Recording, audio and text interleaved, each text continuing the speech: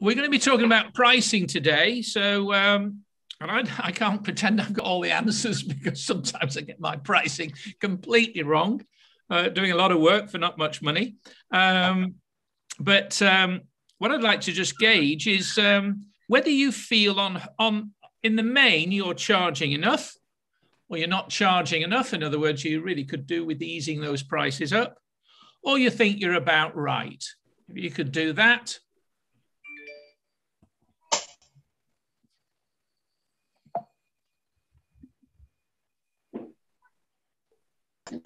Where's this swingometer?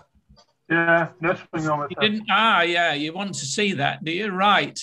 Ouch. Wow. Yeah. We're all too cheap. It's a surprise. So not enough is the answer. Those people that have said that they are charging or not charging, what are the issues? Well, I mean, what are the issues that everybody's got? I know what my issues are, but what are the issues about pricing? Let's go for Chris first, then Nathan, and then Nick. For me, it's a constant evolution, Paul, of working out what the market will bear, what I think is appropriate, because a lot of my offerings are brand new at the moment. Like the guy I put you to yesterday, the business battler chap, yeah, he was saying to me, "What do you charge for an hour for a workshop?" And I was sitting there thinking, you know, I haven't got a straight price for you, and I said, well, you know, it depends on numbers, because they gave me time to blink, but I'm still not sure really what the hell I should charge for stuff.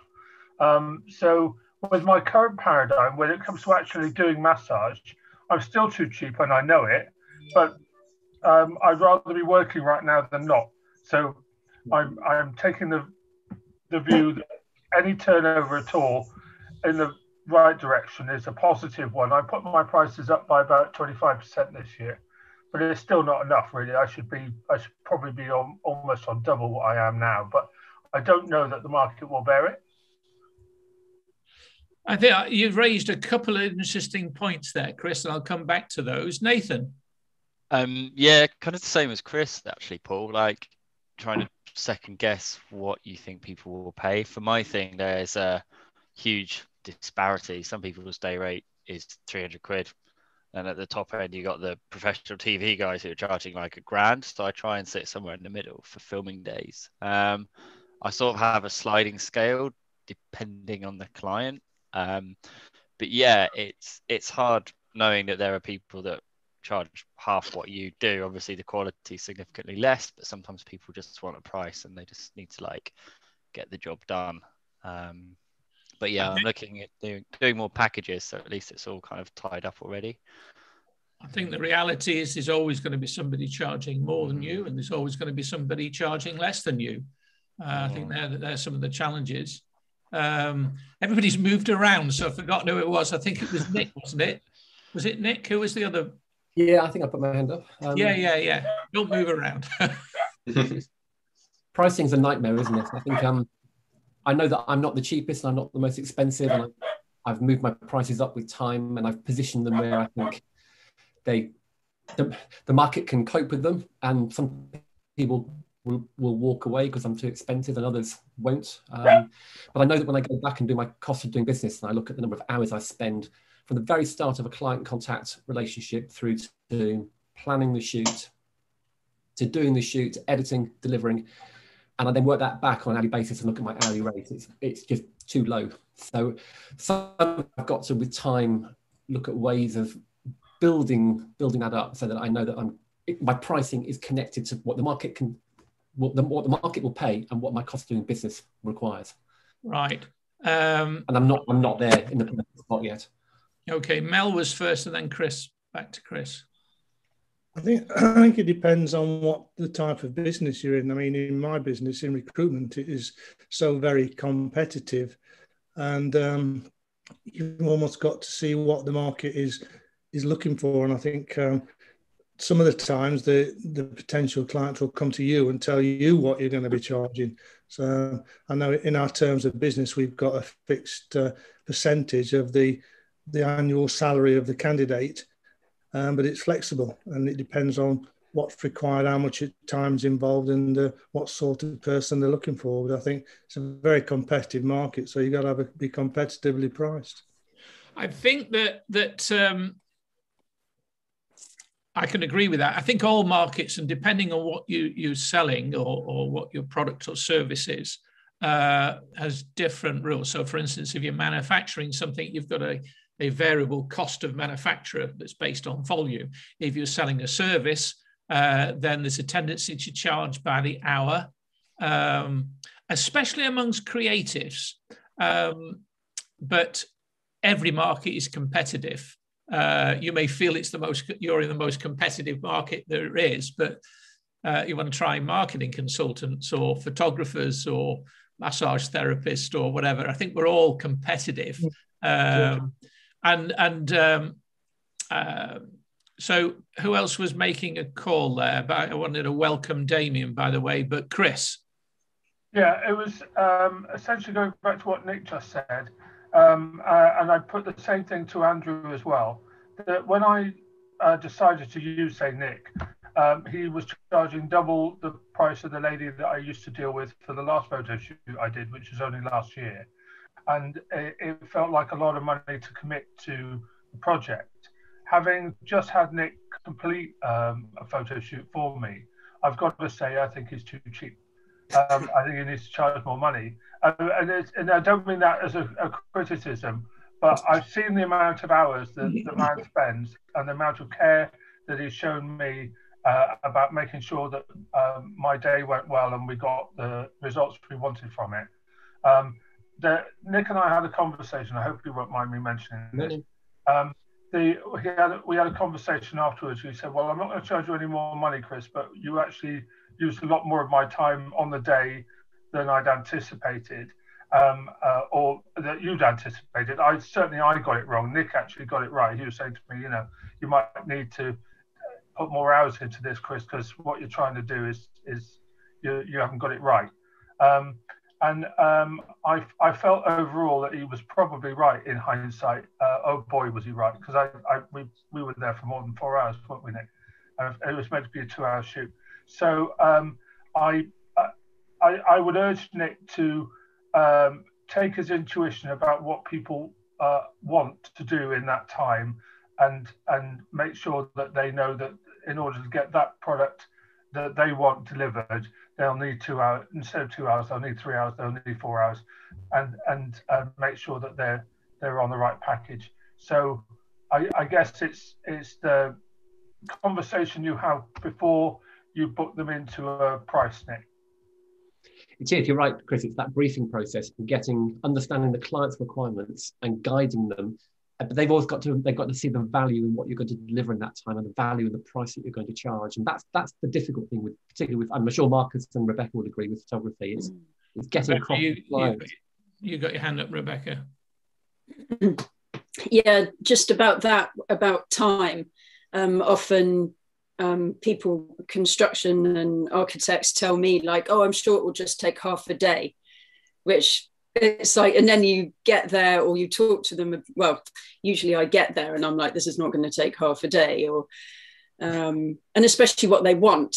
I mean, yeah, there might be not many rooms, but actually what they want is a lot more complicated. So yeah, it's difficult, that conversation, especially if they're a new person, to actually say, no, you need this more expensive day.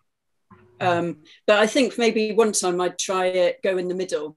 I'd say, I think that's going to be more than half a day. So why don't I come in the middle, a 3/4 day? I'm going to come on to this in a second. Anne-Marie. Yeah, so I was just going to sort of say about time, I have similar issues because if I charged by the hour, then no one would engage me, because it would just be, no way would it be cost effective. And I found 2 people recently who do similar to what I do, and one was charging £1,600 more than me for the same project, and somebody else was charging £1,500 per person to fill a room to do a talk, and I just sort of thought, wow, gosh, that may be sort of think I'm really underpricing, but actually I don't think I am. I'm comfortable with what I'm pricing. But if you look at it from a time perspective, I don't think well, certainly for me, I could never make it work, because if I charge, like I said, if I charge my hourly rate, then people would just be like, you're having a laugh, and they'd be off. It's interesting that from this conversation so far, that the hourly rate keeps coming in, the price per hour. Now, in any service that, I'm looking at the service-orientated people, we bring two things to the party. We bring time on the project and we bring experience. Which of those is the customer most interested in? The time. The what? I don't know.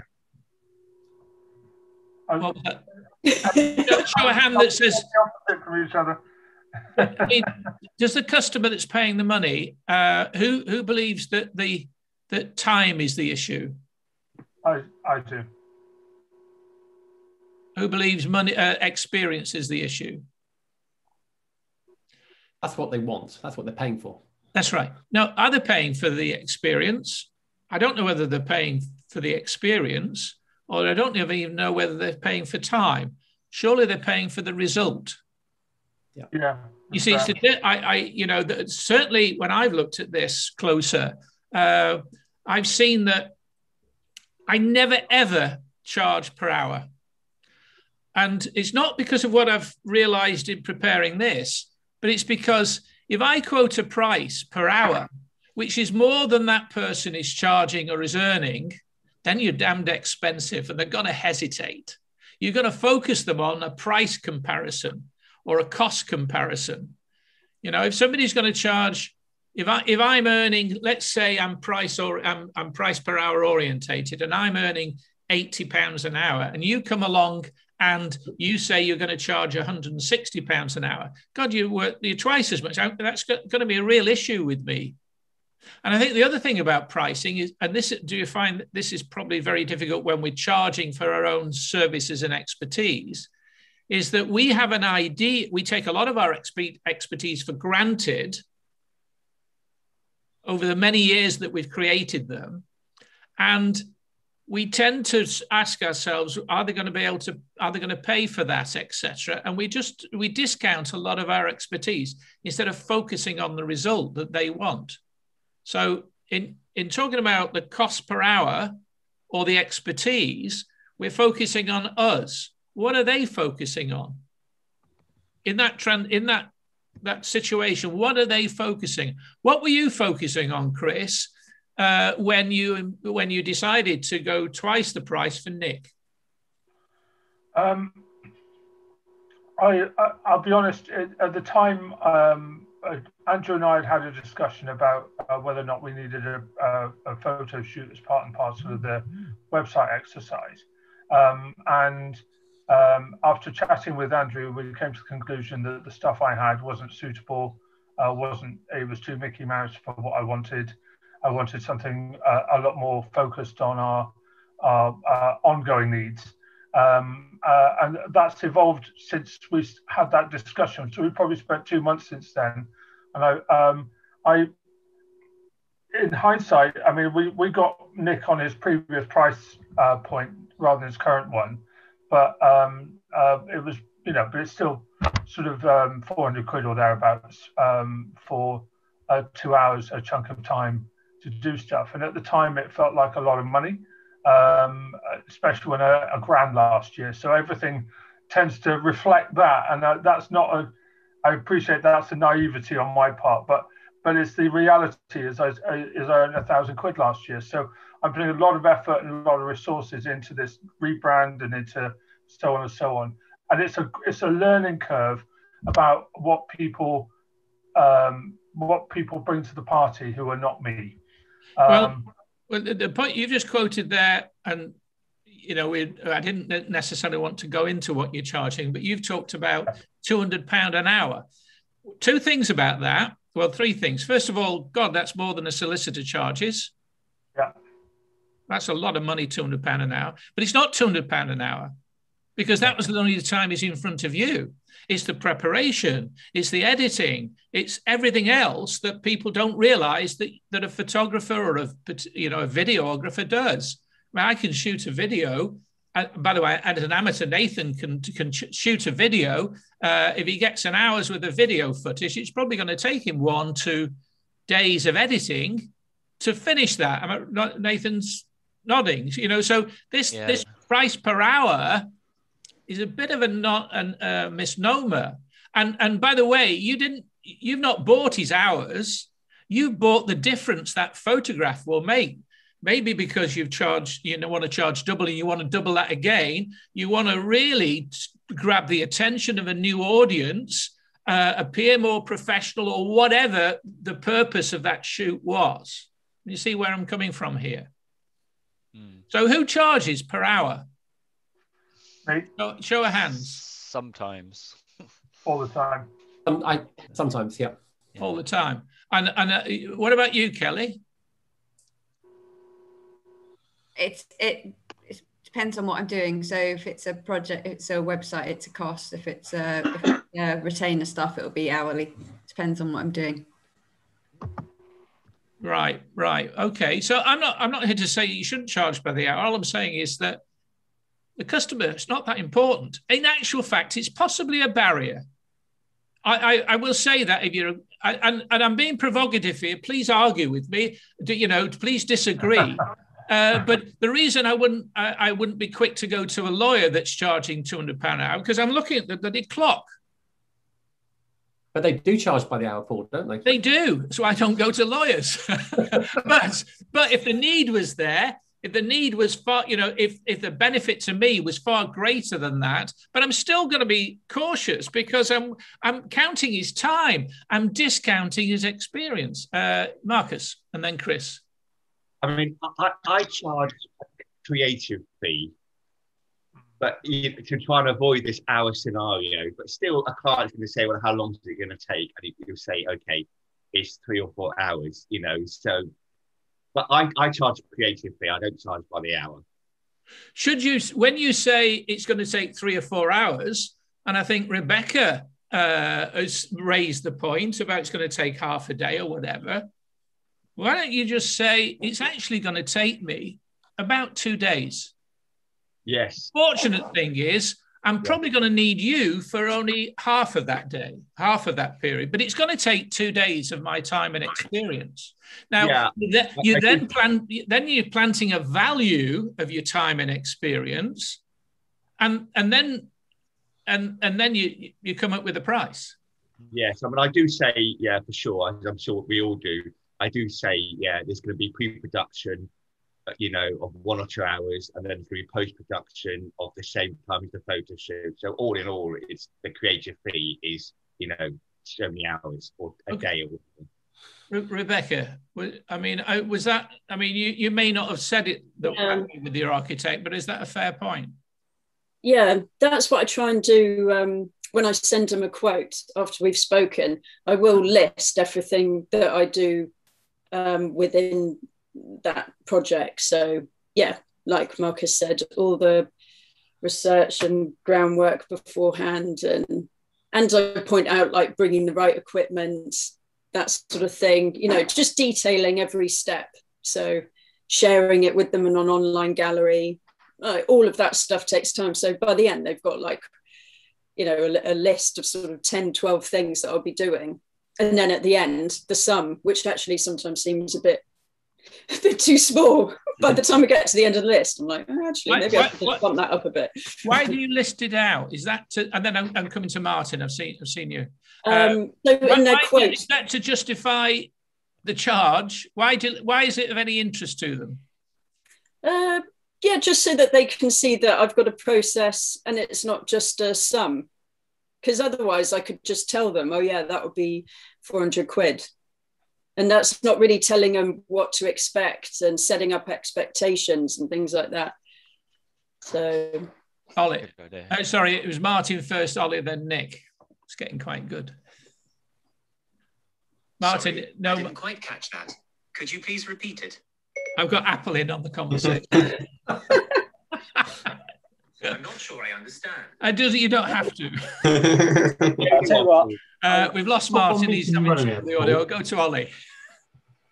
Yeah, I was just going to pick up on a couple of things. There's one that Rebecca said about listing things out is that I used to just give a price for a job, and I lost a couple of jobs, and I kind of, just out of curiosity, and I'd like to get feedback as to why I didn't get that job from people. And a couple of the clients said that basically the company who got the job, they did all of these things, and I was kind of like, well, I do all of those things, but because I hadn't listed it out and said that I do this, I offer that, they assumed that I didn't do that, so they went elsewhere. So that was an important kind of learning for me from that.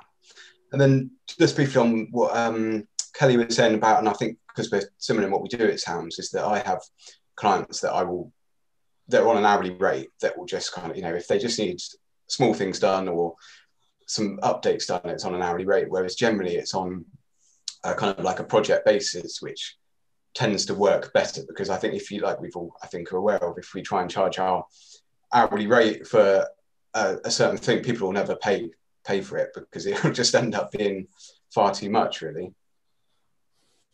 I think we've all got to be aware of I don't so much mean the hourly rate. We've got to be aware of the time, personal time and energy we put into a client, and that needs to be worked out into our income. But I'm not sure whether somebody needs to know your hourly rate or anybody else's hourly rate. I think Kelly had a point. Can you keep your hands up, those that wanted to? Yeah, I was just going to say a bit like Ollie said, part of the listing out is it shows that you've, or for me, and I know if I receive a quote, it shows that you've considered what someone is asking for, and you haven't just gone, oh yeah, it's 500 quid or £1,000. You've gone, this is why, this is what I'm going to do for that, and they go, oh, okay, I can understand that. Otherwise, like Ollie said, they just go, well, you've just plucked a figure out the air. But it does sort of show that you have kind of understood what they want as well. Okay. It's possible that kind of way. I'm being a little bit provocative. I'm just challenging, certainly challenging quoting a price per hour, because the customer is on a budget. You don't know what that budget is, or maybe they've told you a budget. They will want you to spend less hours or charge less hours, and you work more. That's why you end up working more for less. Nick, and then Chris, and then Anne-Marie. Yeah, I'm sure we're all used to scenarios where you get either an email or a phone call saying, can you give me a price for X? And in those situations, I never give a price by email. So I always try and get the person who's inquiring on the phone. And that's when I can add the value and I can talk. And yes, there's all the issues that Chris talked about earlier, but I think if you can get someone on the phone, you can then talk through, a bit like Rebecca was talking about her list of things that she's doing. You can add the value, and that helps you not only understand what the client wants, but guide them maybe to a higher price point or a different package or a different option. So that's definitely helped me, I think, by never replying on an email. Build the relationship first. Or at a discovery course as to what they actually want, and actually they might think they want one thing, but they need something else, and it might be less than they think. So I definitely wouldn't be quoting any prices up front. And I'm not so sure about pricing on a website. I know some of you do. Not really sure about that. I wouldn't, because I've never ever quoted price until I've established whether the value I'm going to bring or what I'm bringing to the party into that journey they're on is right. And once I've established that, I then will quote a price. But that way, they can evaluate that as to whether that's worthwhile. Quoting a price up front, how else are they going to judge it? They can only judge it on price, so they'll find somebody cheaper. Chris, and then Martin. Two things. One, I think one of the reasons I'm struggling with this new paradigm is that it's a new paradigm for me. I need to get a lot more advice off Rebecca, off Nathan, off Nick, off Andrew, and off other people in the room, because this is the first time I've had something that I'm selling that is not to do with price per hour. My market, if you like, massage, is price per hour. That's the way it is. I'm comparing myself with other people compare It's just that's the business model we're looking at. It's the way that it's always been. I now do 75 minutes worth of massage, not an hour. So I take myself out of that loop, which is useful. But I will start doing what Ollie suggested and actually list out all the different things that I bring to that party so that people can see the value. And if they don't want my value, they can go somewhere else. That's fine. I think when you're doing a massage,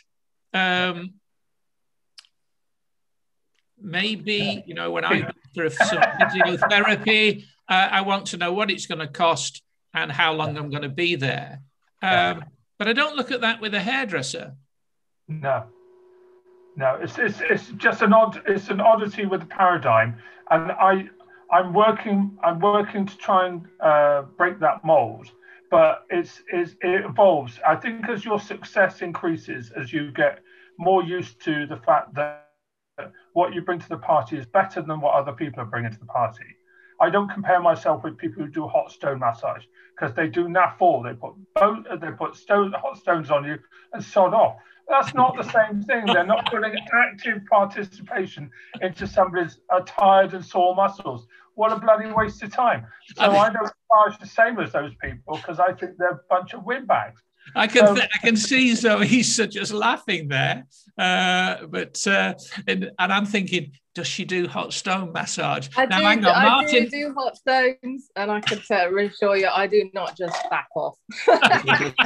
You know, I think they're paying for like a hands-on. It's like, but I think in terms of the hour, they're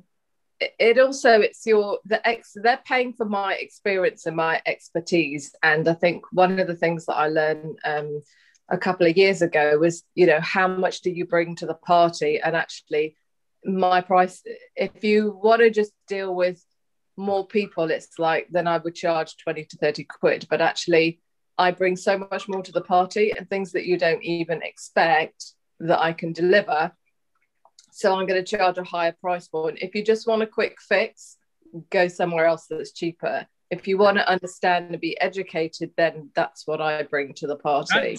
But I think there are definitely some, as he was saying, there are some things where it's like, it's just an hour. That's the way it is. And it's harder to change people's mindset. But actually, once they experience, they're like, okay, yeah, I want that quality. They've kind of bought into it. But then if you do projects or courses or other things, then I think there's so much preparation stuff that goes into it. You then have to think, okay, well, what is that worth, my worth to give to this? How much of my time does it take? And then it's like price it higher, but sell less of them. It's kind of having those different streams. You've raised two things that I'm going to move on to in a moment. And that is that you know what audience you want. And you also decided what lifestyle you want. In other words, do you want to work mad hours for less, or do you want to be more comfortable and have more of a balance? And of course, you can have different pricing strategies depending on what you're wanting to do. So Martin's had his hand up for ages. In fact, he probably needs a hand massage because it's probably lost all its will, all the blood's rushed to his elbow. Martin. Sorry. Yeah, sorry, I had a bit of a sort of technical glitch as well, trying to do it on the phone, and then you got Siri, I think. So, you know, I charge, sometimes I charge according to the client. So I might charge more for a big, if I did some work for BP or something, I would charge a lot more than if I do work for the macrobiotics school. So it depends on the client. If it also depends on the type of work. So if it's more technical, just like artworking, so there's no creative thought, you're literally just sort of doing something, it's much more easy to say, well, it's going to take this long, I'm going to charge this amount per an hour. If it's an idea, from experience, I think it's going to take that long. But because you want the very best, you just sort of go on for days, and it kind of, your hourly rate almost goes down to a minimum wage. So it's sort of, it's like a broad range. And sometimes because you just want the very best, you kind of, your rate really does sort of plummet, so yeah. Okay, right. Anne-Marie, and then Nathan, and then Kelly. And David. I think some of it is about the type of person you are as well, because I inadvertently ended up in a talk with someone who I referenced that does the same as me. And I thought, right, what I'll do is I'll listen, because I'll see what he offers, because he charges this £1,500 per person to turn up just to listen to him speak. And he didn't offer or say anything that I don't already do or offer. But because he was like this big, oh, I'm amazing, I'm wonderful, you need to buy into me, I've got all this stuff out there, everyone was like, oh, wow, you are. I'm not that kind of person. And I think that's not necessarily a good or a bad thing, but I think sometimes people with different personalities can get away with charging different money for the same thing. Yeah, maybe he's sold himself more, and maybe it's also this thing about our own value. I think that's always an issue I've had. It's an issue. I'm going to show you something in a minute that'll shock everybody. Now, we had Rebecca, we had Kelly, and Damien, I'm sure, will have something to say about this as well. So, Rebecca. Oh, I've partly forgotten what I was going to say, but I think it was about about testimonials. It shows the real value of them, because if you're trying to show, like Louisa was saying about how she educates and makes her clients understand what's actually happening, so they go away with more than just a relaxed back. They've got a better understanding. That's where you need those testimonials to sell what you do. That seems really key, because you can't really list that or say it yourself as easily as someone else can. There's probably a different approach depending on whether you're trying to penetrate a market, i.e. enter a new market, than if you're established in that market. So again, your pricing may not make much sense, but if it gets you into that market, if it gets you the experience. Yeah.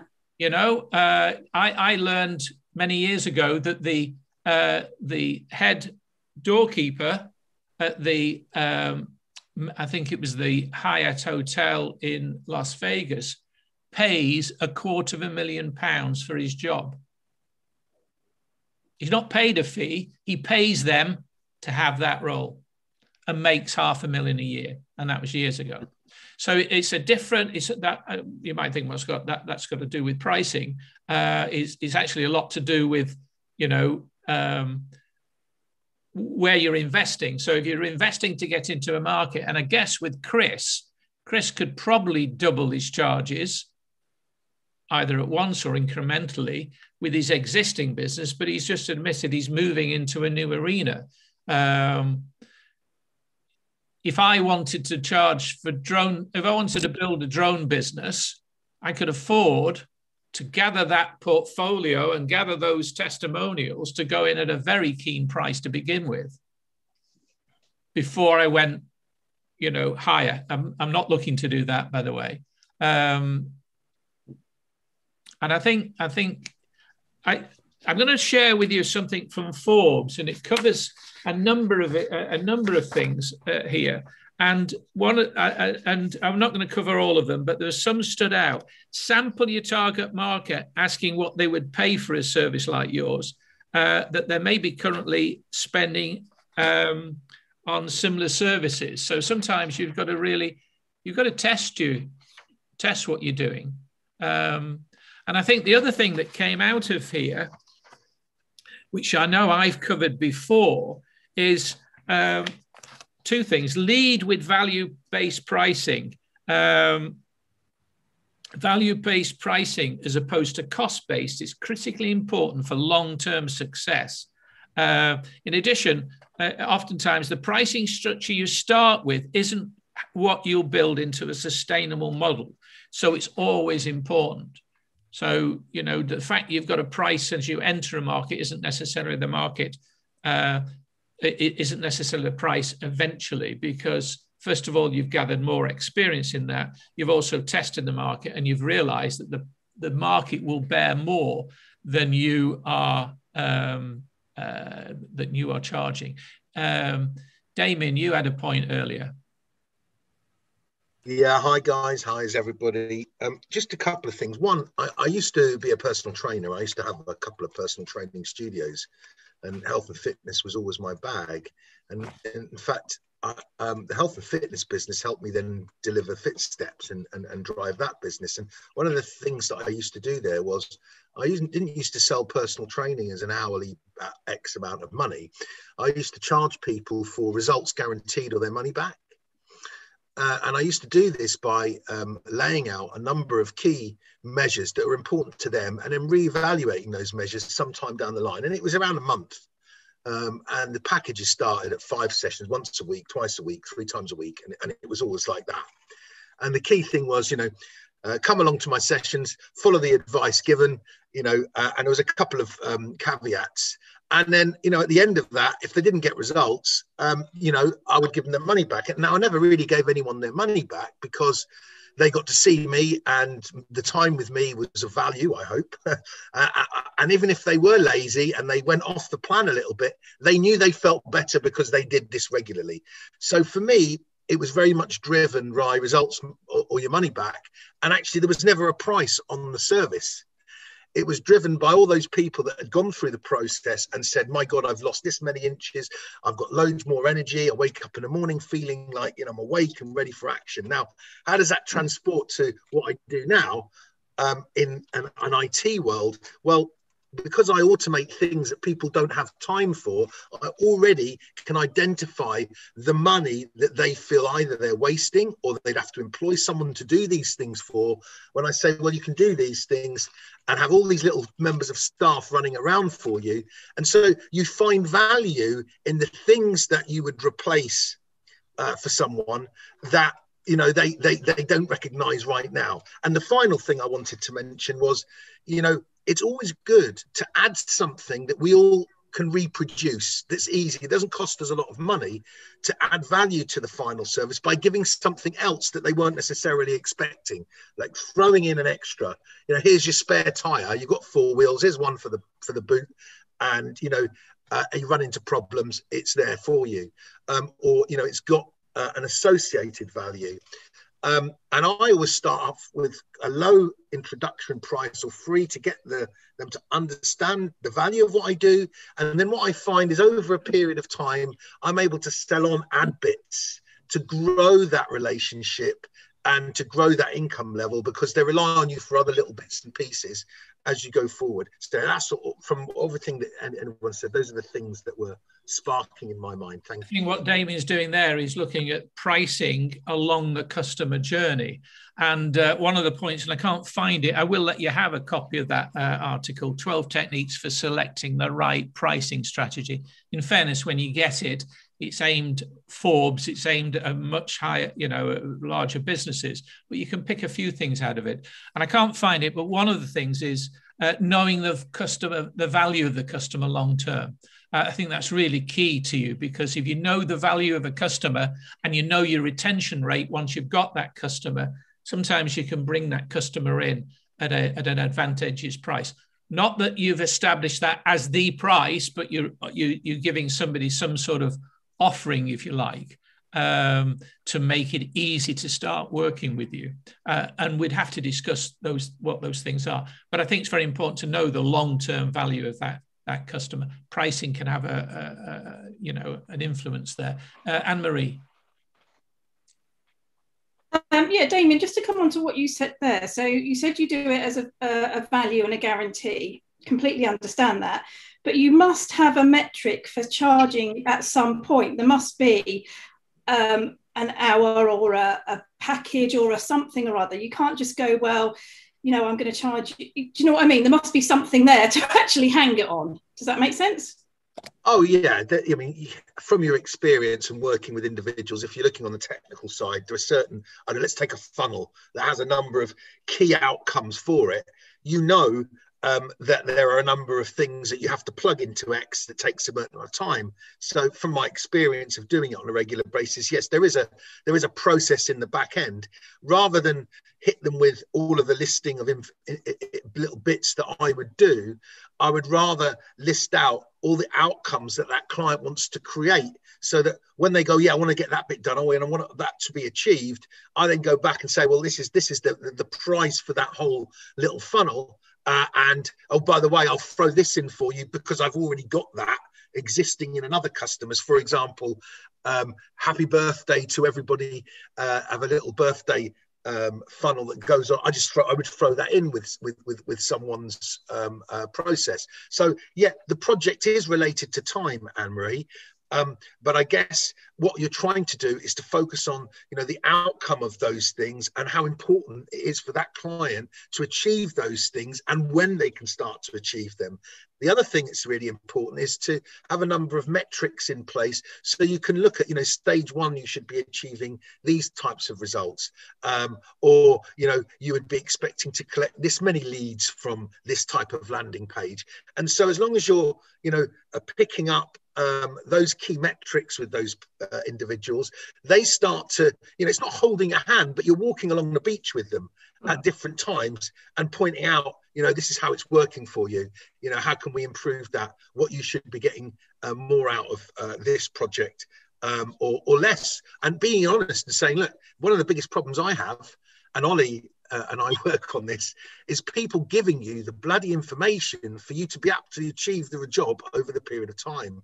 And that's more to do with technology, where, people can delay things, but anyway, just to answer your question, Anne-Marie, there is a metric, there is a process, and that's based upon your experience, but you're wrapping it up in essence as, here is the present under the tree, and these are the elements of it, but, that's, yeah. Right. You got it. Anne-Marie, what was your question of Damon again?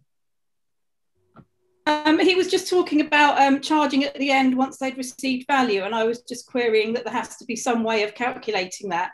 You can't just go, oh, well, you've achieved this, so I'm going to charge you that. There has to be a thought process behind your charging, even if you start at an hourly rate and then realise that that's not going to work for you. There has to be a thought process. Are you talking about the initial? I've asked you that question for a particular purpose. I want to move on to something that is, I must admit, I found it in a book that I am reading at the moment called 5-Figure Funnels. And I found it quite a real eye-opener. And I've actually done an Excel spreadsheet and done some calculations. And it's about what's your basis for charging anything? And I thought it'd be quite good to share this. So I'm going to share this screen. I don't know whether you won't necessarily want to buy into it totally, but it'll make everybody think. And it was based around why you're in business. What do you want from your business? Do you want, and does any of us give any thought to that? Have we just moved from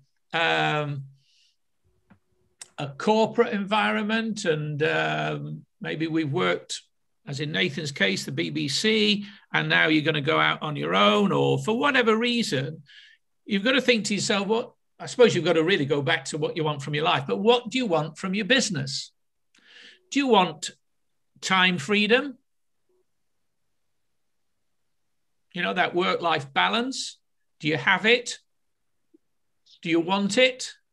Did you set out to achieve it? I know from dealing with lots of solopreneurs, entrepreneurs, business owners, that work-life balance is probably a major issue with most people.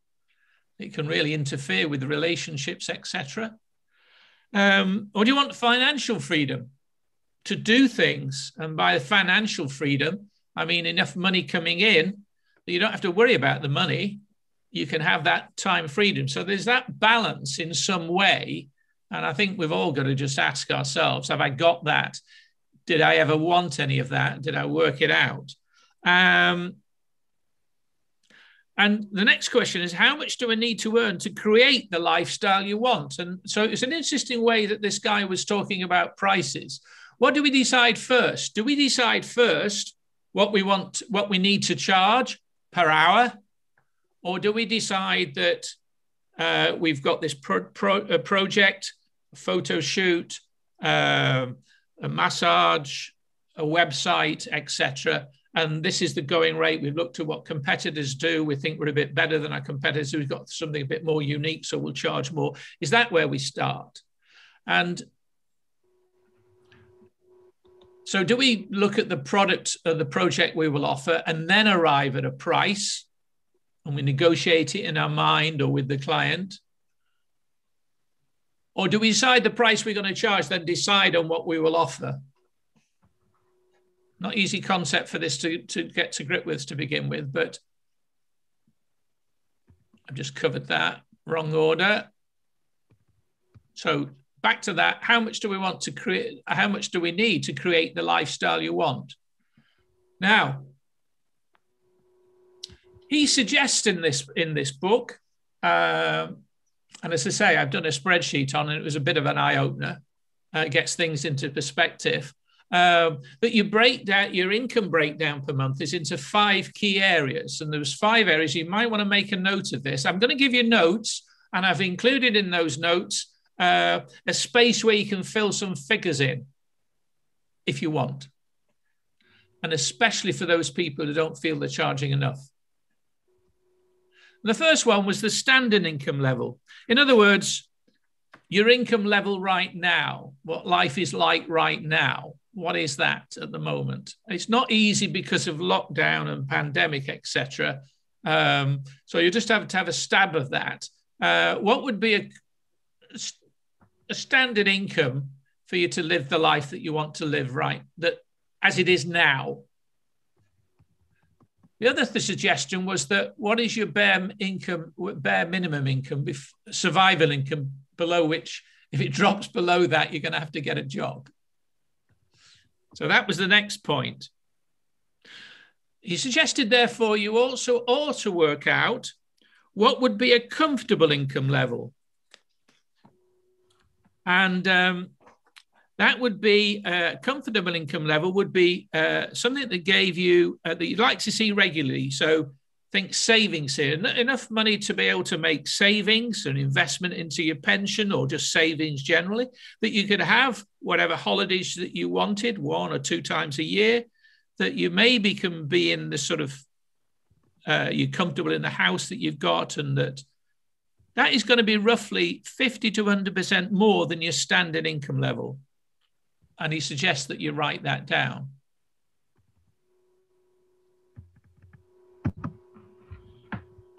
The next stage was financially secure. And that was a financially secure. This is a level where your expenses are taken care of and you're able to save regularly and you feel financially secure. You're more than comfortable. That's roughly 150% of your comfort level income. So whatever you wrote down for your comfort level would be roughly 100%, 150% of that. And then he suggested, what do you really, if you wanted to be financially free, and by the way, you may, well, I'll come back to that. Financially free, that's when you can work when you want, if you want. And that's usually 300% of your financially secure level. So in other words, your financially secure level times 3. And he then suggested, once you've got those numbers, look at your financially free monthly costs. That's the highest number you want. You could choose the second highest. You could choose the comfortable figure. But he's suggesting, because he's a bit bullish, the financially free level. And multiply it by 12. That would be annual income. And then he said, now look at the last invoice or a typical invoice that you charge out and divide it into that figure.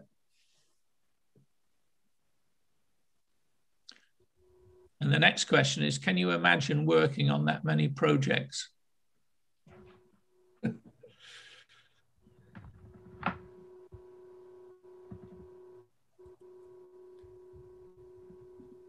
I found that an eye-opener, a real eye-opener. I'm probably and I'm not here to say that you should look for that financially free, but there's certain levels there that we're going to hold back and think, I've never heard that. I've never earned that much in my life. I can't see myself doing that. And there's a mindset there, and everybody's different. But whatever level you choose, whatever figure you arrive at, divide that figure into what you're charging, and that's the number of projects, websites, massages, photo shoots you're going to have to do to get that level. Anything less than that, I just found that quite fascinating. Anybody want to comment on it? Ollie, then Zoisa. Before I left my job and went fully self-employed, I created a kind of a chart spreadsheet, which I love, being the son of a bank manager, kind of like to have that kind of thing. So I'd had did a similar thing actually, where I had kind of what my current salary was per month, and then I kind of broke it down into, like you sort of said, this is the point where I need to pay my bills, and like you said, that kind of survival point. This is the point where I meet my kind of salary at the moment, and then another point down the line of, that's great, things that are, happy days kind of thing. And I kind of tried to make sure that before I left, that I had not quite up to survival rate, but about that kind of, with kind of like retainers, ongoing work kind of booked in and things like that to kind of maintain it. But then I think I got a bit too fixated on this, because I think, as we probably all find, is that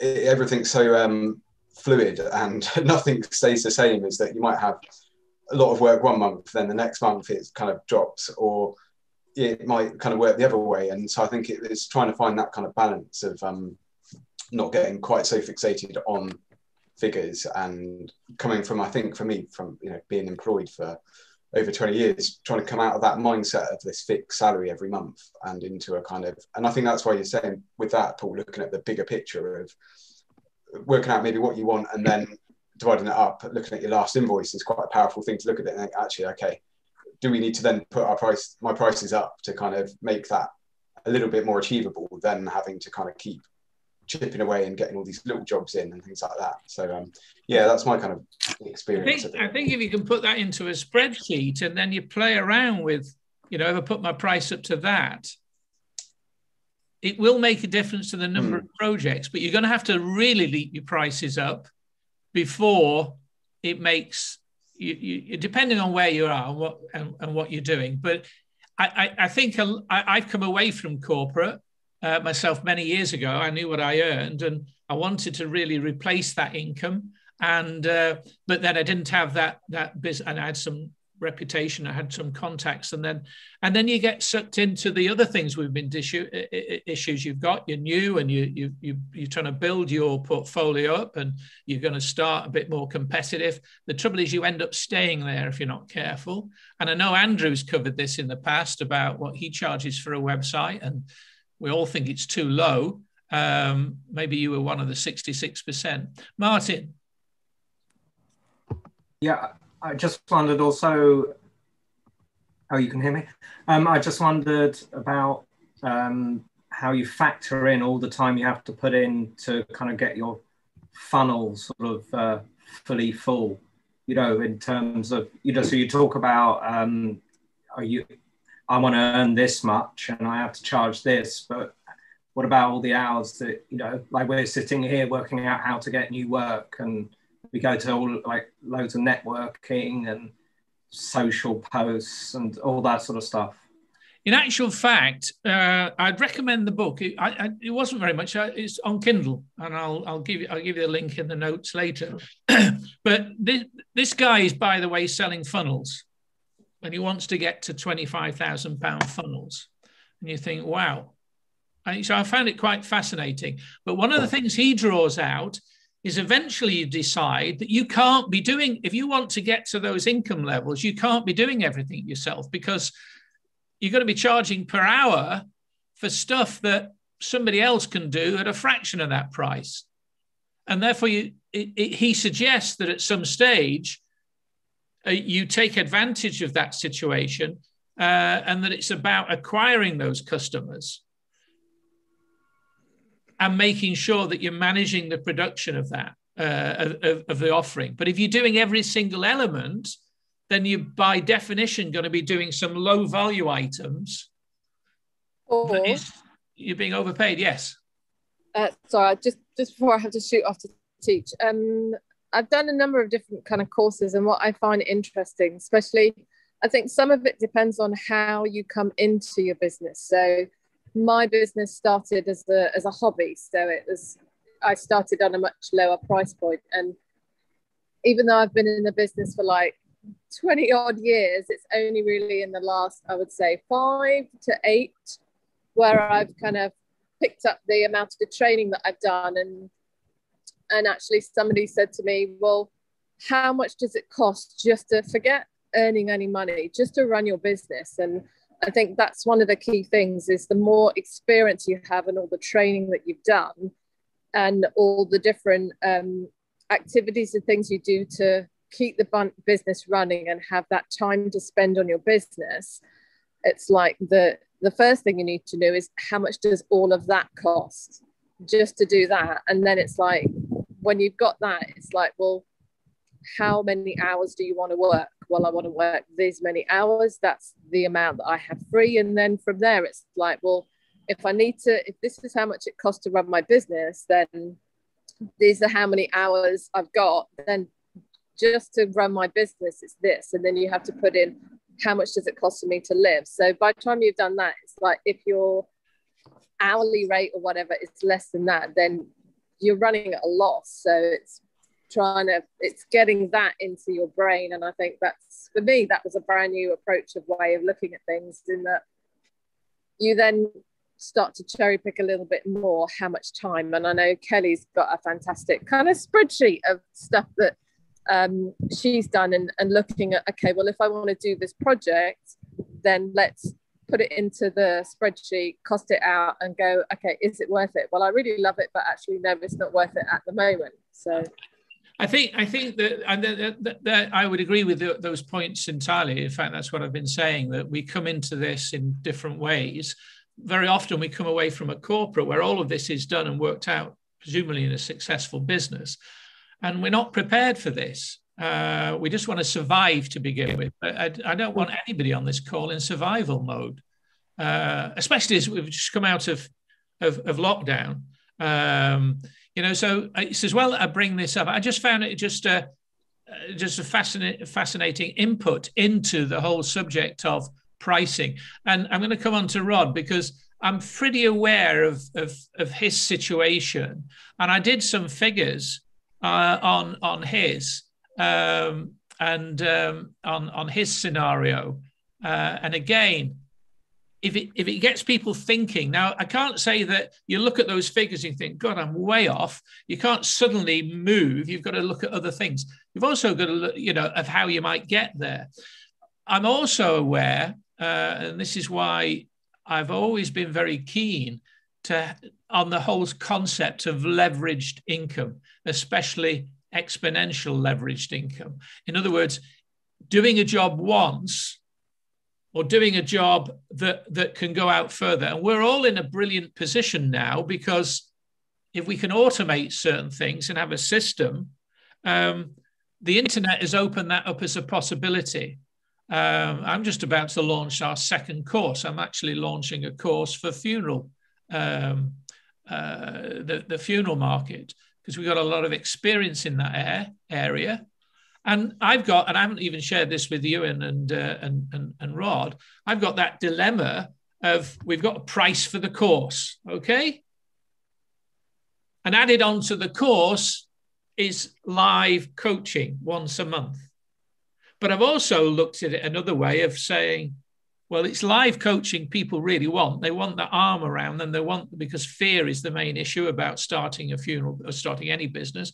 So how about if we sell the live on an ongoing monthly basis and throw in the course at a much lower price? So you can play around with that. But that's why I'm very keen on courses for people. So I have been talking to Helen about that, because she's got the skills to be, and so has Marcus. Marcus was, lectured at South Wales University. He's got the capacity to develop a course that could add into that pricing mix when he's worked out those figures. When I suggested it to him, he said, I might do that in 5 years, and I want to know why it's going to take him that long. So I'm going to do a bit of bullying. So somebody had their hand up a minute ago. It was Rod. Yeah, all I was going to say was that, when I researched my business, I looked at a strategy that I would move forward to maneuver myself into the marketplace, a bit like a game of chess, really. And price point's important for people that don't know a funeral director. They want to know the price of something. And so they're Googling that sort of thing. And then they might look at your reviews if you're lucky. And if they look at my reviews, hopefully I should win every time. But there is a section of the marketplace that wants to do things very cheaply. So you've got to be conscious of that.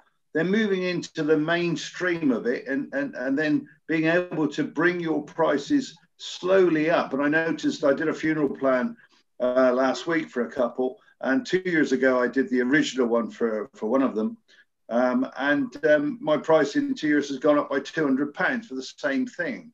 So I've been able to do that. And then finally to find a strategy to maneuver yourself completely out of the business, so selling it, or to leave yourself in the business but get someone else to run it so that you share 50% of the income moving forward. So there's lots of things to think about, not just the price point. I mean, I know, for instance, that in March, it came as a rude shock to me to work out, I'd done 9 full funerals. How many hours did I spend on each funeral, and how much did that relate to on an hourly rate? And it turned out that I spent 24 hours, can you believe, on each funeral. I'm on about from picking the phone up to delivering the ashes, okay? And mothering them through to giving me a testimonial. So everything in between, 24 hours. Cost, if you look at my fee, which I charged £1,000, so it's about £42.50 an hour, roughly. So I'm cheap. You got to remember, by the way, and these notes that you get go on to remind you that your business income is not all yours to keep. And I know it may vary, but he suggested you need to be looking at paying 50% to pay yourself, 30% to pay the business. That's the running of the business. And you might play around with those figures. 15% to pay the tax man, and 5% for profit. And so when you start to work those figures out, as I say, I've done a spreadsheet and it's quite an eye-opener. Somebody had their hand up before, Chris. It was Nick. And then Yeah. Chris can go first. It's okay. Go for it, Chris. I can't remember where I was. You go first. I was assimilating my brain. I know I've touched on this before, but I think what Rod just said is really important. I did an exercise with about 4 or 5 shoots where I tracked every single conversation, every bit of editing, the time on the shoot, my traveling time in Clockify. And I was spending around 16 hours on a shoot. So coming back to the calculation, you might charge £500, £600, but you then look at that on an hourly basis, as Rod said, and it's a very different calculation. And that's such an important part of knowing your cost of doing business. And that helps guide how you price your product as well. It is, Nick, but we've also got to be aware, and that's part of analysing your costs, but we've got to be aware what you put into your business should be an investment into your reputation, the number of clients you get, the volume you get, the referrals you get, and the prices you can eventually charge. And if we only focus on cost per hour, we've got a job mentality. We're entrepreneurs here. We're running a business. And this is the biggest difficulty. And this is something that I know with funeral marketing, we've got a lot of the people I'm talking to, and I've got about 80 people on our list at the moment. reasonably qualified, they're in jobs. So it's got to be a mental shift as well as everything else. Chris, before you forget. Before I forget again, Jelly Brain, you do have these meetings at 8 o'clock in the morning. I'm not functional yet. My previous paradigm obviously was working as a mystery shopper. And I got to a point with the mystery shopper when I worked out the amount of hours I was spending going out in the field to do the stuff, traveling to the gig, doing the store visit, doing the report afterwards in the car or back at home. And I came to the conclusion, painfully and sadly, that I was working for about £3 an hour. My advice to any of you is, if anyone offers you a job as a mystery shopper, walk away with a smile on your face and shake your head. They can't afford you. I once did the same thing, and the report, if you got it wrong, they refused it. You got it wrong, they refused the payment. Yeah, an hour trying to be original about a bloody supermarket. Trust me, I get it. I'm going to come to Nathan and anybody else that wants to pipe into this conversation, because I was aware when I looked at it, it depressed, these figures and this concept depressed me. I thought, do I want to leave everybody depressed here? And given that you then said 60% weren't charging enough, I thought I'm going to lose 61% of the audience here. Nathan. Yeah, it's really interesting stuff, this. And I just privately messaged Marcus, but I'll share this anyway, because when you're doing the slide with your sort of survival income and all of that stuff, the last year for me in particular, I'm now on my 4th month where I'm actually making a profit finally, post COVID. So it's quite interesting having to look at everything like this. But I think 2 things that I think I need to look at. I think I can't remember who said it about listing every single service you do. I think that's a really good thing, because I sometimes, video on the surface doesn't appear to be particularly cheap. But then if you, same for the photographers, you put down every, not tiny task, but every stage and a little bit of what goes into that. And the times I've had those chats with people, they're like, well, I'm not paying that. And again, someone else said it really well. It's like, well, you'll be with me for a day, but it's going to be 4 days work for me. And that's why it is £2,000 or whatever. But I was thinking, if the sort of a question, I guess, if as a buyer of a service like that, if you did get literally like almost like a line, not quite a line itemized quote, but like would you just be like, whoa, information overload? Or would you think, oh, okay, this is actually a lot of value and it's a lot of effort? And where's the balance between the two? Personally, I think you're looking in the wrong direction about all those things from a listing point of view. Okay. I think the direction what is it do I need? What price level do I need to be charging? Well, in other words, that calculation I've just done, give that some thought to that, because if you're not careful, maybe you're fishing in the wrong pool with the wrong bait. Maybe in going on our own, we end up fishing in the wrong pool. And by that, I mean that for some people, you are too cheap. And for a lot of people, you're too expensive. So don't talk to the people who are likely to think you're too expensive. If you're going to make some adjustment based on what here, you need to readjust the audience. And then you need to deliver to that audience what they really want.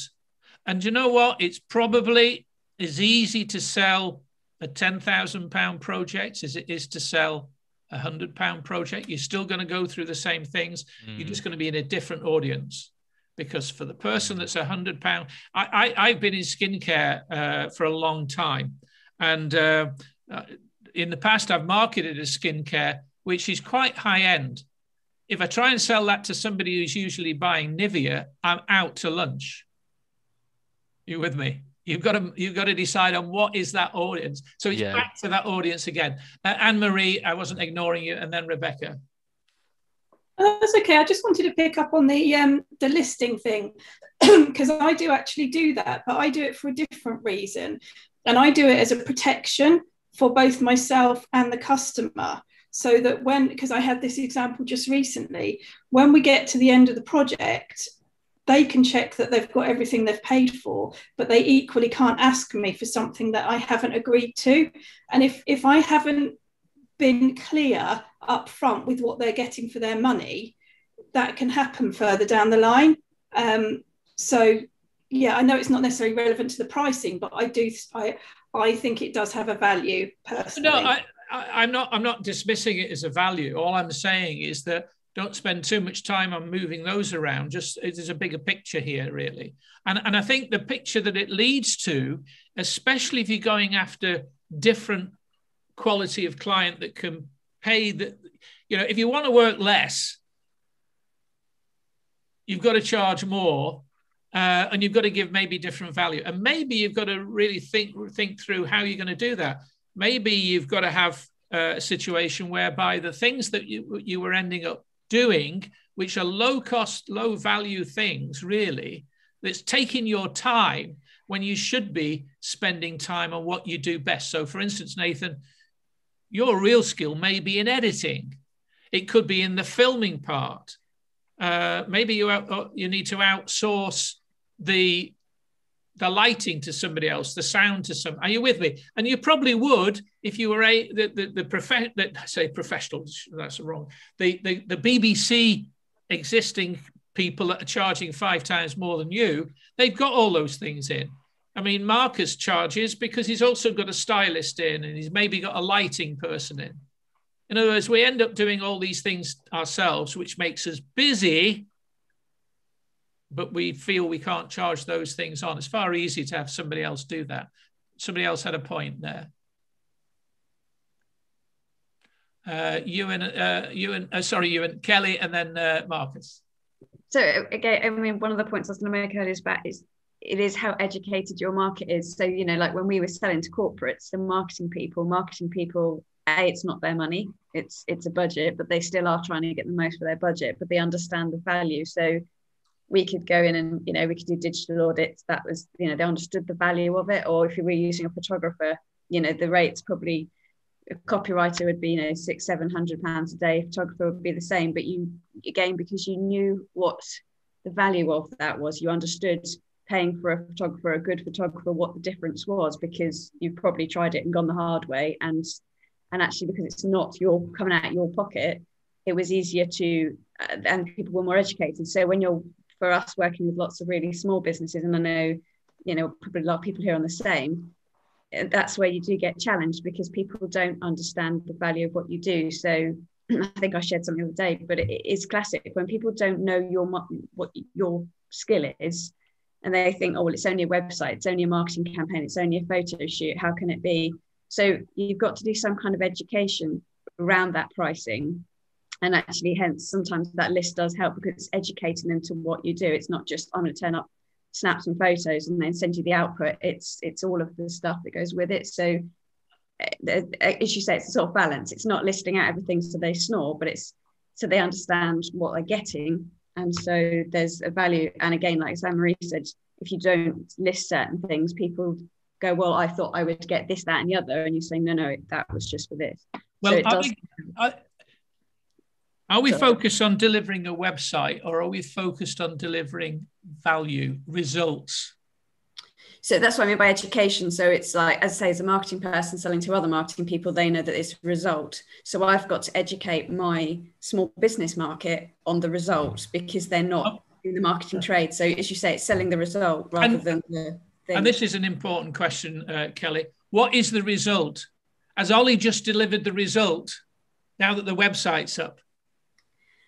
Depends if they've got any presence. So no, if the website's up and they've got, Ollie will because he's SEO'd up his site. Sorry, he's moved around on his page and he's gone. But if someone's just chucked up a site without any SEO or any kind of thought to it, then no. And again, if someone's built their own website, and this is where perhaps, we've probably, Andrew's the same, Ollie's the same. You get people who've tried to have a go at it in Wix or, anything, WordPress, couldn't make it happen, didn't get anyone to the site. We've just had one where lady's had a site up for a few years and she's got no visits because she hadn't thought about it. And we've just redone it. So we're selling her business. So we're selling her business lead gen rather than a website. So what I'm trying to say here is that you've delivered what you've been paid for, the website. Ollie's delivered what he's been paid for. So I'm not saying it in your case or in Ollie's case, but the tendency is I've done what I've been paid for. But is that the result? As far as you're concerned, it's a result in terms of that's what was on the list. but is that going to give them the result? And therefore, and I'm just going back to what we've previously said, we should be so into our clients that we want to get a better result. They don't want a new website, they want more customers. Yes, so, and that, as you say, when we talk to people, and again, why we don't have prices on the site is exactly that, because we talk to them what they're trying to achieve, what's their business goal, and we sell the business goal rather than the... And by the way, that the result, you can't get the result once the minute it's up, but you can over the next few months by working with them to help, develop that, and that is extra value, and that's how to get ongoing prices. I don't know what Ollie's pricing structure is, but can you see where I'm getting to for that? Rebecca, and I've got to watch time as well. Yeah, because I think I brought up the listing thing because that's definitely what I do in my quote, but I take your point actually that I could slightly reword it or rethink it, that instead of like, I'll share on an online gallery with you, it's the highlighting the ease with which you'll get your images or something. So you sort of saying more the result that they'll get so that they can share them quickly with members of their staff and things like that. So, I think so actually maybe what do they want the photographs for? Well, yeah, and then I was going to say also what you're saying about, getting the images that give you the competitive edge or something, but listing how I would actually do that, even to the point of, sharing on LinkedIn or something like that. But yeah, going into that a bit deeper, what actually am I giving them? Not just a process, but the results of that process. Because it could, the more you start placing yourself where the customer is, yeah, the more that their problems and challenges or their journey doesn't end with you. The problem we've all got is we come at it from one angle, and that isn't the final end. Now, I'm not saying you then get into SEO or other methods of promoting that person, but you might want to partner with people that can do that. It's quite interesting what that Rebecca and Nathan are looking to work together on a project.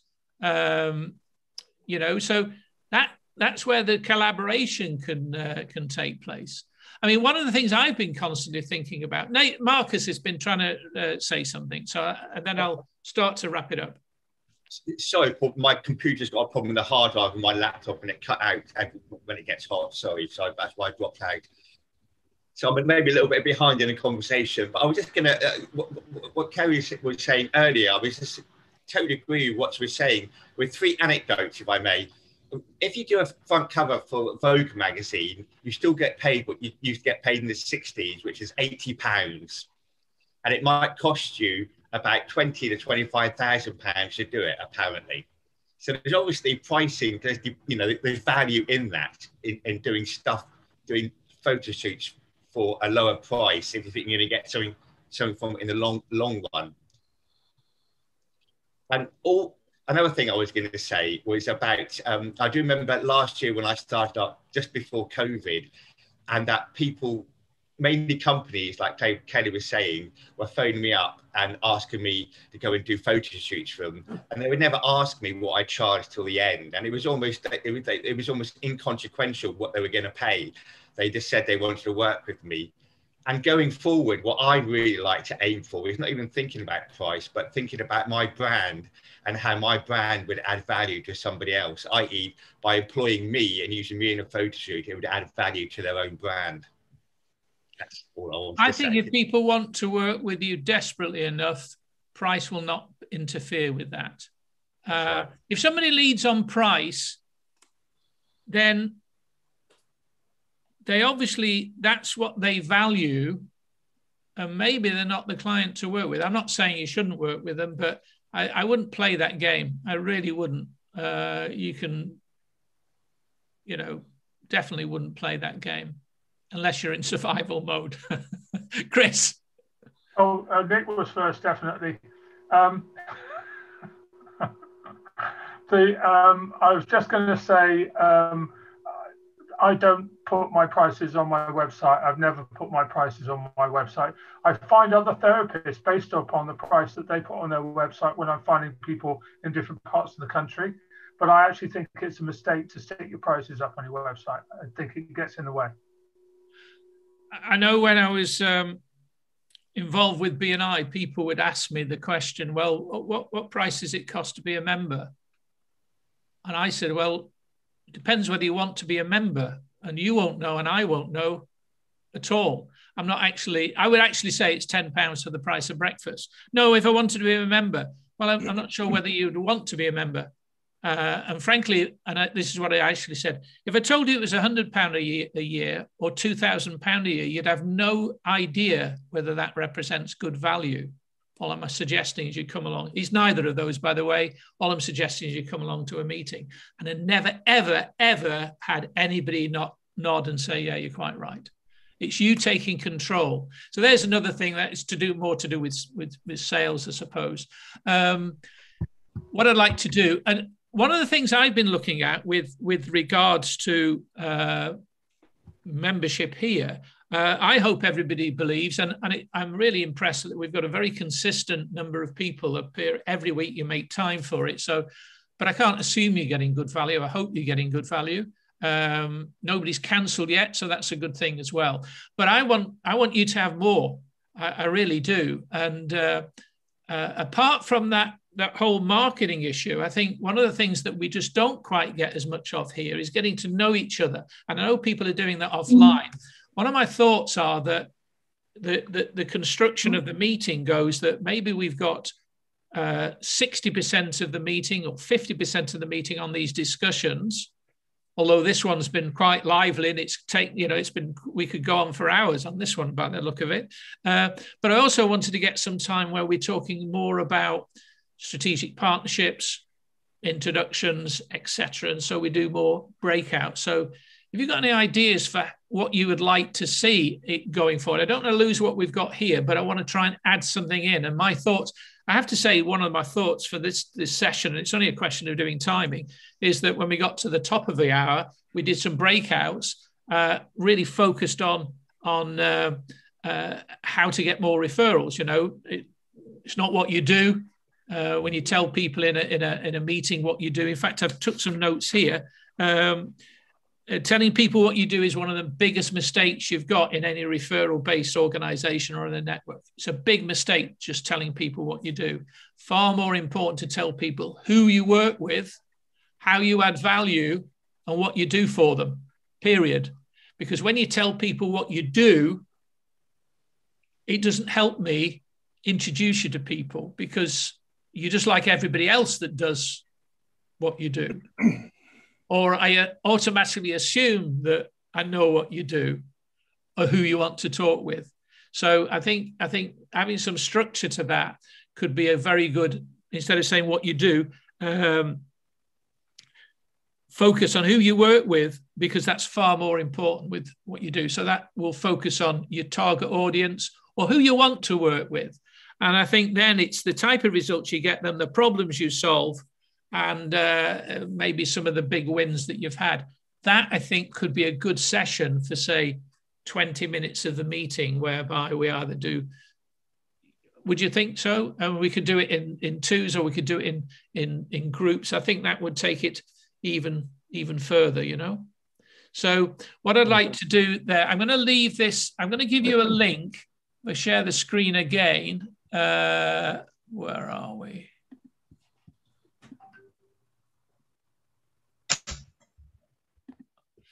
I can share that. If you go back into the screen, and before I do that, I'm going to move something. That should be it now. If you share that, go back onto that.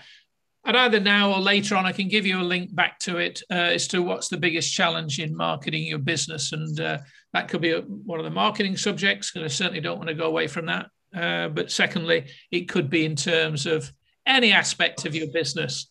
Okay, I'll give you that later on.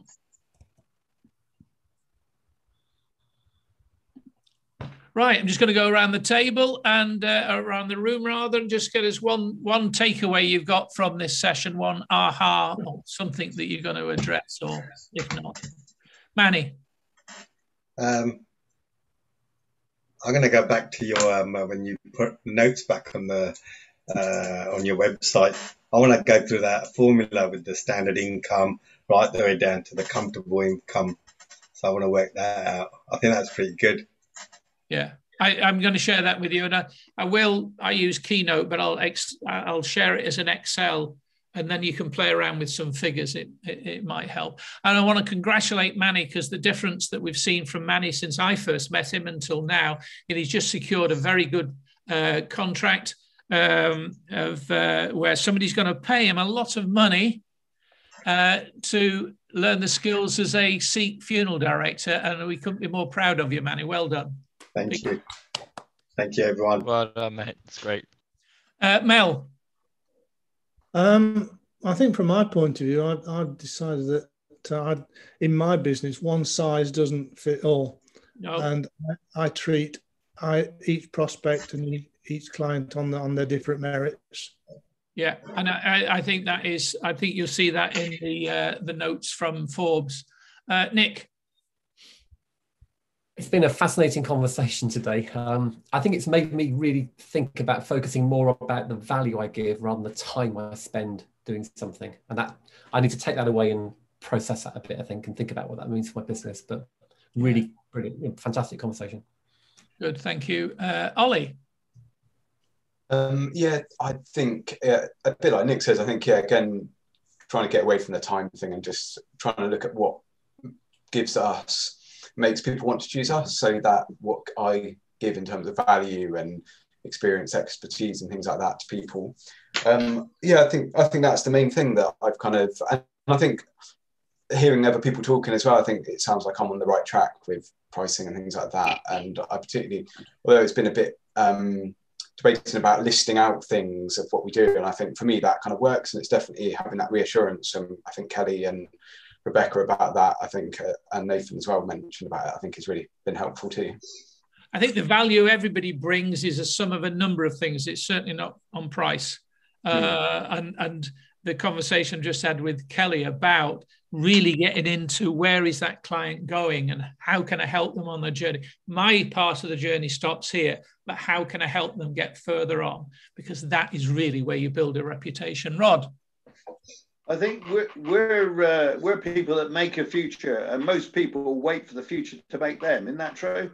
So we're different, and we know what we're looking for. It's a test and measure every day, every week, every month. It's just reflecting on how you're going to project the future. I mean, it's complicated, but it's bloody good fun, isn't it? Oh yeah, absolutely. Kelly.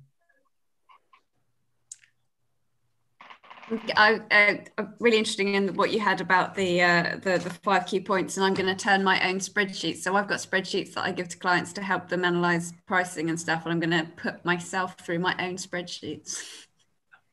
Very good, very good. Anne-Marie. Yeah, I think the value, I do base my pricing on value, but I think we were talking about having markers and metrics throughout the project, and I think that's something that would be really beneficial with the type of work that I do. Good. Chris? Well, I've learned a lot today. I think I do need to put more of my process that I go through as part of these workshops particularly. I don't know if I can use that same model for the massages, but I think for the new paradigm, I definitely can. So it'll help me work out what pricing I'm going to attach to it initially and where we're going to take it. Nathan. Yeah, really good one. Quite close to home at the moment where I'm at with a few things. I think the main thing to look at is really what, in terms of money from a job, where it actually goes. So while we've been talking, I've just been updating my kind of pricing spreadsheet as well, with sort of a bit for tax and a bit for this and a bit for that, which is quite enlightening actually. So yeah, really, really good call. Thank you. Rebecca.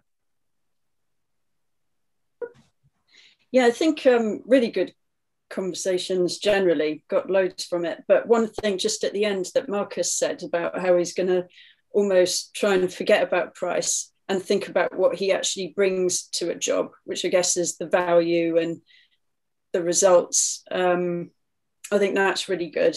And so when you're taking a company from A to B, how can you quantify that and really demonstrate it to people that that is what you bring? Because it's not a price, it's not even the equipment, it's your ideas, your experience, your enthusiasm.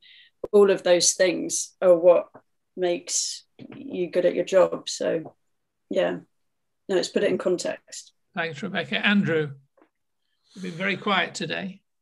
Yeah, I'm a bit jaded today, actually. I don't really know why. I've got a bit of a headache. But no, really, really good. It's not because I was at Chris's photo shoot, honest.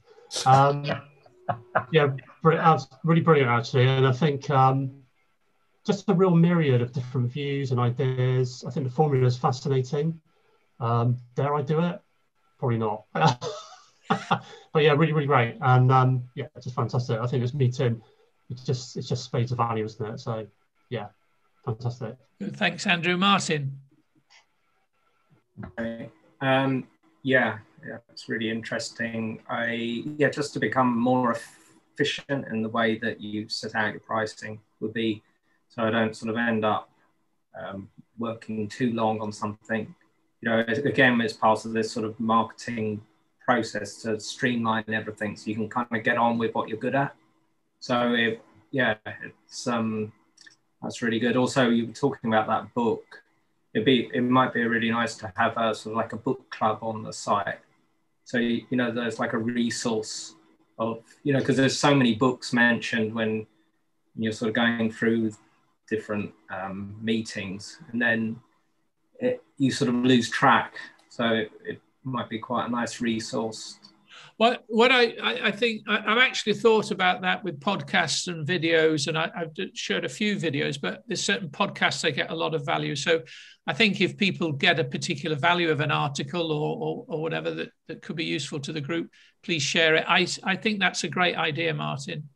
And what I've realized with Kindle, and I use Kindle on my iPad, the app, is that you can actually, first of all, highlight key points, and then you can extract those into notes, so you get all the key notes there, and then you can flesh out the whole thing. And that's what I've done on this occasion. So it can be quite time saving in that respect. So I think I was quite appreciated that on Kindle.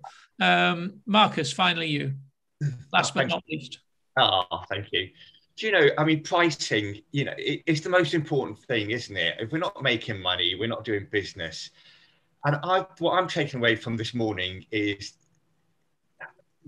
being in a room full of friends and people who have been really honest with each other is so important when we're talking about price, because there's so much BS put about price, you know, a 10,000 figure income and all that.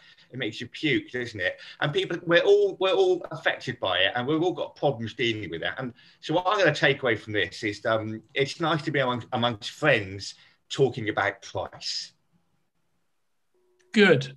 Well, I hope you. Oh, bloody Nathan's. I don't know. That's impressive. He's put a heart there. Yeah. That'll be 10 quid you owe me. That'll be 10 quid you owe me now, Nathan. All right, first round on me when we get around to that then. Guys, thank you very much indeed. Remember, if you've got, I'll give you that link back to that poll. If you can give some thought, gives me some feedback. What I had in mind for next week is, in fact, actually, we've talked about the marketing process, but I wanted to talk about the sales process from the lead through to the sale and how you achieve that at your new prices, your old prices, or whatever prices you want to charge. All right. Have a great week. Thanks to everybody. Cheers, everyone. Bye-bye.